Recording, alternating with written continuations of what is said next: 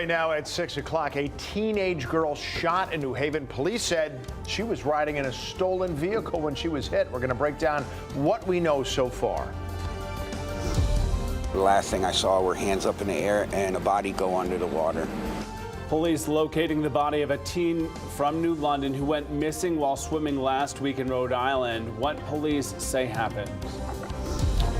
And later at 6:30, turning guns into gardening tools. We'll tell you how one group is managing to make that happen. All local, all morning. This is Fox 61, Connecticut's news station.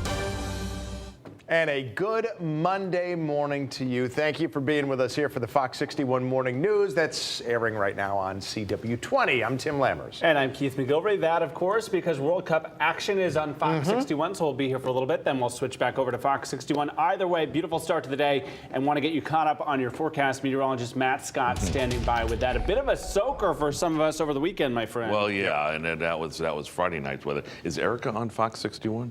Yeah, that's where she is right We now. forgot to tell her to come over here? Okay. Just checking. Good Monday morning to you. It feels good out there. Oh, my goodness. Post-rain, things are quiet. Things are feeling good. Big heat, little humidity out there. 7-day forecast. We have a nice dry stretch to talk about. Look at the scene with that beautiful sun coming up. And then when you're done looking at this pretty thing, look at this pretty thing. 59 in Hartford, 62 in New Haven. Temperatures in the low to mid 50s inland. You look at these dew points. Oh my gosh, that feels good. And that's the way we're going to keep it throughout the day today and for much of the week. Nothing to show you on the cloud and radar picture. Looking for a load of sunshine and beautiful weather on tap today. Temperatures a little cooler than normal, getting into the lower 80s. You won't feel it, that's for sure. Talk about the forecast in detail coming up. Now representing the women's team, all 5'2" of her. Here's Rachel Piscatelli. Good morning. What's up? How are you? I'm good. What's up? Not you at 5'9". It's two. I'm happy with my height. Thank you very much. There you go. All right, Good. 6:02. I reached for the jacket, is what I was trying to say. You reach for everything.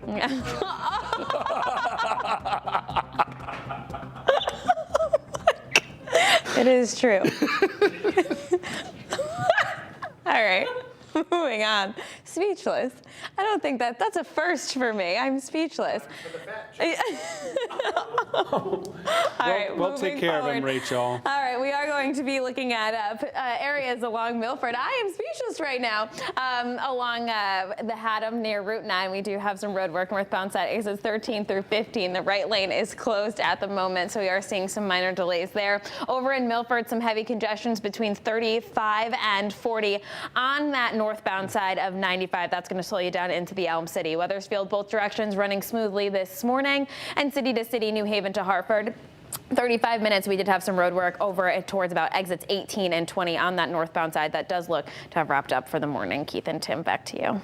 Thank you, Rachel. 6:03. We're expecting new information today about a tornado that touched down in eastern Connecticut. This happening over the weekend. Yeah, overall, the storm damage wasn't significant. Nobody was hurt, but of course, that was not a guarantee. So a lot of the people who felt the storm are breathing a little easier this morning. Here's Fox 61's Angelo Bavaro with more. Good morning. Tim, Keith, good morning. People in Windham County really breathing that sigh of relief this morning. They say they are grateful that storm was not worse and that the damage was seemingly minimal. Now, we talked with people in Hampton and Chaplin yesterday. They told us, take a look. It was eerie to see how quickly the sky turned dark as the storm moved in. They said heavy rain and strong winds started out of nowhere.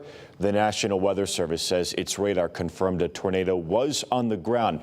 That storm snapping trees, downing power lines. Even though there was no significant damage, neighbors say they are still shaken up. The whole sky, it was really bright, and then all of a sudden it was like wicked dark. It was not far. Like I probably could have walked to it. Oh, wow. It was that close. So it was pretty scary. Senator Jeff Gordon was among those surveying the damage yesterday. He says it's unusual to see something like this in this part of the state. The National Weather Service had a crew out to look at that damage yesterday. We're told that agency is still reviewing those reports and pictures and will likely have more details on that storm coming up later today. Tim, Keith, back to you.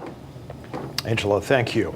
Well, 6:05 this morning, New Haven police are still looking for the person who shot a 13-year-old girl who was riding in a car. So officers are saying two vehicles were chasing each other near a hospital when gunshots rang out here. Fox 61's Brooke Griffin live in the Elm City this morning with the message from the police chief. Brooke, what do you know?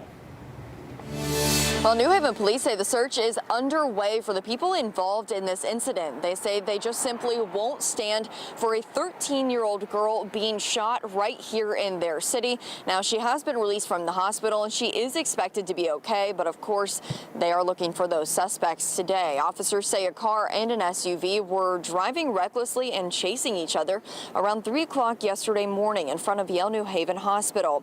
At some point, a person in one vehicle began shooting at the other. Police say this was not an attack on the hospital or any of its personnel. The shooting was directed at people in those vehicles.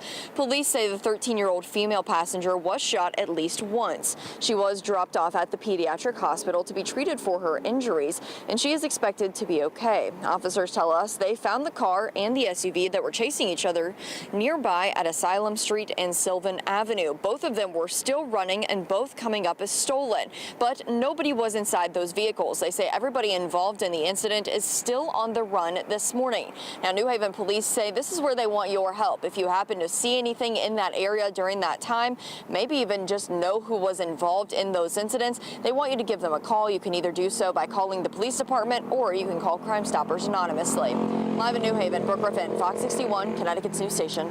All right, Brooke, we will be checking with you throughout the morning. Thanks so much. It is now 6:06 on a Monday morning. Developing news this morning, police in Rhode Island say they've located the body of a New London teen who went missing while swimming last week. The police chief says the body of the 15-year-old boy located in the water off Dunes Park Beach. The boy was swimming with family and friends last Thursday when he was swept away by the current. We're told one of the boy's friends found the body. Officials have not identified that teen. In Haddam this morning, we're still waiting to learn who was driving a car that rolled over in the woods. This happened around Route 9, or on Route 9, around 5:45 yesterday morning. Police told us by the time they got to the car, no one was inside. So they started using a thermal imaging camera and police dogs to search the woods. Well, they said at some point the driver reappeared. Paramedics eventually took that person to the hospital, and state police are still looking into how the crash happened. Two people right now are without a home after this house fire in West Haven. This was Saturday on Ocean Avenue. Now, nobody inside the home was hurt, but one firefighter was sent to the hospital, although that person was released a short time later, so that's some good news there. But officials did say 2 pets are still missing this morning. There's no word how the fire started. Over the weekend, the Stamford community came together to remember Reverend Tommy Jackson. The 69-year-old was walking back to his house after getting his mail Wednesday afternoon when a police cruiser hit and killed him. Yesterday, there was a public service at Rehoboth Fellowship Church. The Reverend Winton Hill, who had dinner with him the night he died, shared how even in dark times, it's so important for the community to come together. The message of the meantime is that trouble don't last always, and we will get through it.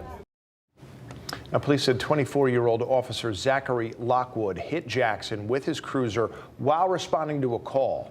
Lockwood is now on paid administrative leave while police investigate. Jackson's funeral will be Friday at Union Baptist Church in Stamford. Happening today in Hartford, a call for an investigation into oil companies as the world experiences its hottest day, or a series of them, on record. Senator Richard Blumenthal says he wants the Justice Department to see if oil companies violated any federal laws. He says the companies knew that fossil fuels contributed to climate change but spent decades denying it. Blumenthal will speak at Minuteman Park. That is happening at noon. Connecticut's battery electric buses will return to the roads today. The fleet's been offline for about a year after one of them caught fire in Hamden. That fire eventually led to a whole nationwide recall over a defective part. Officials said each bus underwent a thorough inspection and road testing.